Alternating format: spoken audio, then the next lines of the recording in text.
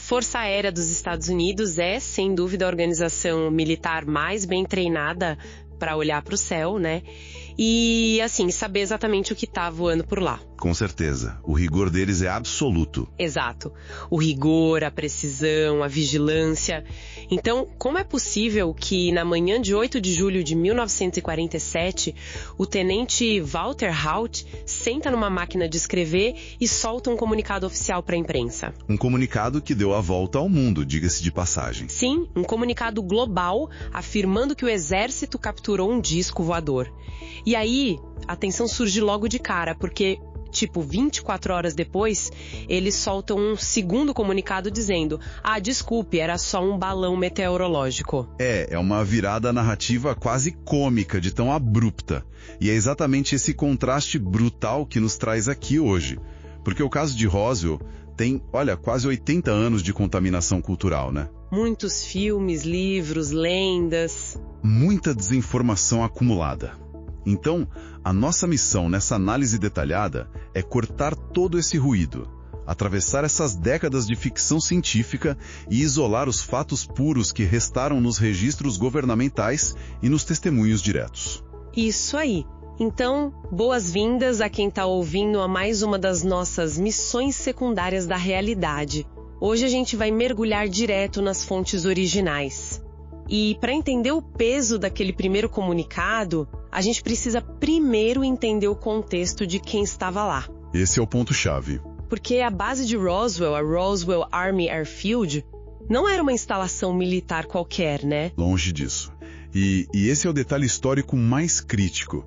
E, infelizmente, o que as pessoas mais esquecem quando discutem esse caso. No verão de 47, aquela base abrigava o 59º Grupo de Bombardeiros. Que não era um grupo qualquer. Não, para colocar em perspectiva, essa era literalmente a única unidade militar no mundo inteiro naquele exato momento com capacidade para lançar armas nucleares. A única no planeta. A única. Eram homens altamente treinados, operando a tecnologia mais secreta e destrutiva da história humana. Eles conheciam objetos voantes melhor do que qualquer um. O que torna a ideia de um erro grotesco algo muito difícil de engolir. Seria o equivalente, atual a dizer que a equipe de segurança mais elitizada de uma instalação nuclear moderna confundiu um drone de brinquedo com uma ameaça alienígena. Pois é. Simplesmente não faz sentido. E a quebra dessa lógica fica ainda mais óbvia quando a gente olha para como tudo começou, que foi com um civil, o Mac Brazel. Isso, o fazendeiro do Rancho Foster. Um campo enorme de destroços. E ele recolhe pedaços muito estranhos. Tinha um metal super leve, um papel alumínio que não amassava permanentemente, umas vigas parecidas com madeira balsa. Materiais com propriedades bem bizarras. Muito bizarras. E o detalhe é que o Brazel era um homem do campo. Ele já tinha visto balões meteorológicos caídos antes.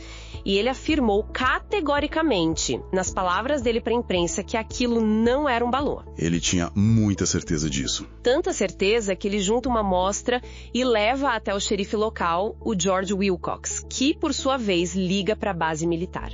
E com o chamado do xerife, a base envia o oficial de inteligência deles. E aqui a história fica muito mais pessoal. O comandante despacha o Major Jesse Marcel. Que, de novo, não era um cara qualquer, né? De jeito nenhum. O Marcel era um veterano da Segunda Guerra Mundial. Ele esteve presente nos testes atômicos no atol de Bikini. Era um observador extremamente preciso, um homem técnico. E o Marcel vai ao rancho, recolhe o material e, no caminho de volta para a base, no meio da madrugada, ele faz algo completamente incomum. Essa parte me deixa fascinada. Ele acorda a esposa e o filho de 11 anos, o Jesse Marcel Jr., para mostrar os destroços na cozinha de casa. E aqui fica a pergunta para quem nos ouve pensar. Por que um oficial de inteligência altamente condecorado, treinado para guardar segredos atômicos, acordaria a família no meio da madrugada para mostrar restos de um simples balão meteorológico? Não faz o menor sentido psicológico. O menino, o Jesse Marcel Jr., relatou ter visto pequenas vigas em forma de I com cerca de 12 a 18 polegadas. E o fato mais memorável para ele foram os símbolos. Os famosos hieróglifos. Isso. Ele disse que essas vigas tinham símbolos impressos que pareciam marcações geométricas ou hieróglifos egípcios.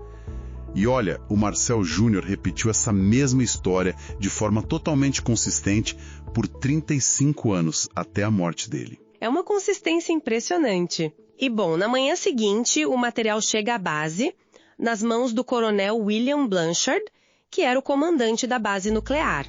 E é o Blanchard que ordena aquele primeiro comunicado de imprensa. Mas como a gente falou, a narrativa é sequestrada 24 horas depois. Sequestrada e totalmente invertida. O material é enviado para a base de Fort Worth.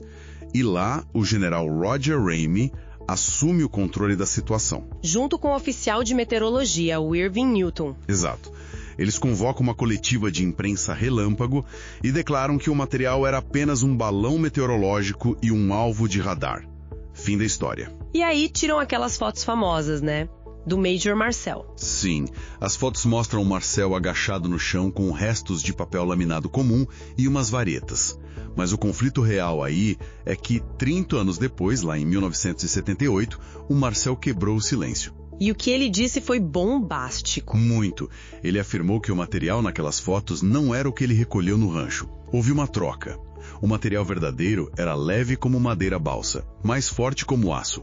E o Marcel manteve essa afirmação central inabalável até morrer em 86. E incrivelmente anos depois, o próprio governo admitiu que a história do balão meteorológico de 47 era, de fato, uma mentira. Sim, lá em 1994, a Força Aérea Americana admitiu a mentira. Mas, claro, eles trouxeram uma nova explicação. E, sendo justa, é uma explicação fascinante e muito plausível. Estamos falando do Projeto Mogul. O Projeto Mogul, um programa altamente secreto da Guerra Fria. A ideia era usar balões gigantescos, voando super alto, carregados com sensores acústicos. O objetivo? Tentar detectar o som de testes nucleares soviéticos lá do outro lado do mundo. O que justifica totalmente o nível de sigilo e o acobertamento rápido. O governo tinha pavor de que os soviéticos descobrissem a espionagem. Mas o mais curioso do Mogul é como ele explica perfeitamente os relatos do garoto, do Marcel Jr. Ah, os símbolos. Essa parte é incrível. Sim, o detalhe crucial é que o material usado para construir os alvos de radar desses balões usava uma fita adesiva que vinha de uma fábrica de brinquedos de Nova York. Uma fábrica de brinquedos? Isso! E adivinha? A fita tinha um padrão de flores douradas impressas num fundo roxo. O que, na cabeça de uma criança de 11 anos, acordada de madrugada, explica perfeitamente a visão dos supostos hieróglifos alienígenas. É uma explicação muito coerente. Ok, vamos desempacotar isso porque é importante. O Projeto Mogul é uma explicação sólida.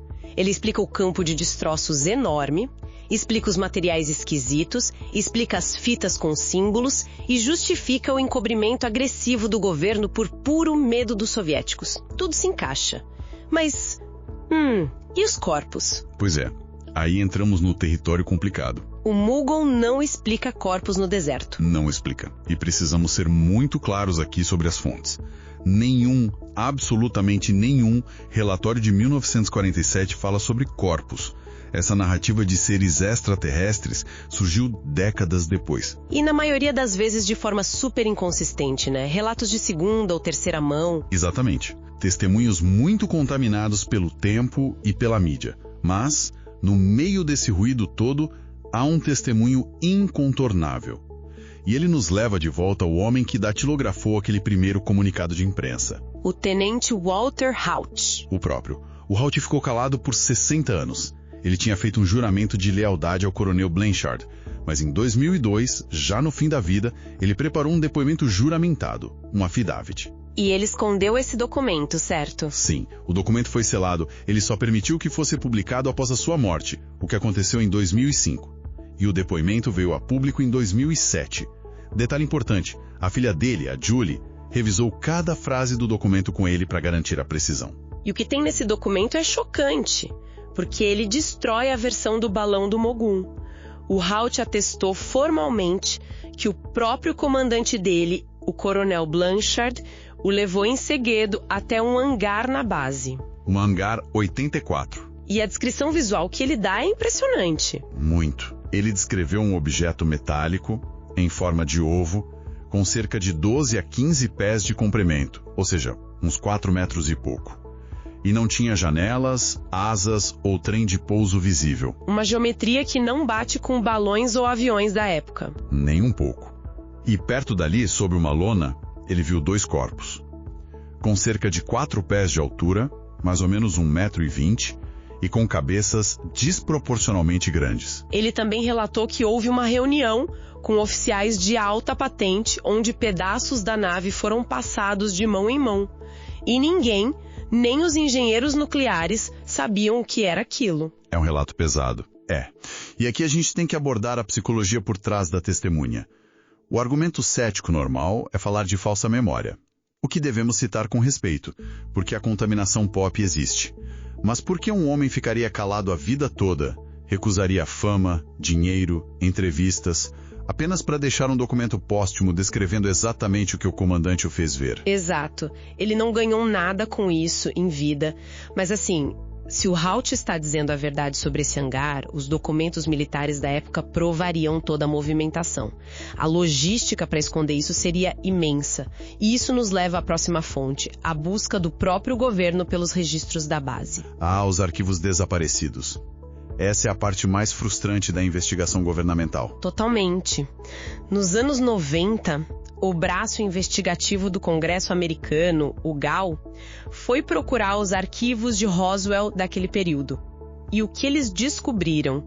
Que os registros de mensagens e comunicações da base tinham sido destruídos. Destruídos sem nenhuma autorização oficial conhecida? Sem rastro. E pior, não existe sequer o relatório de acidente aéreo.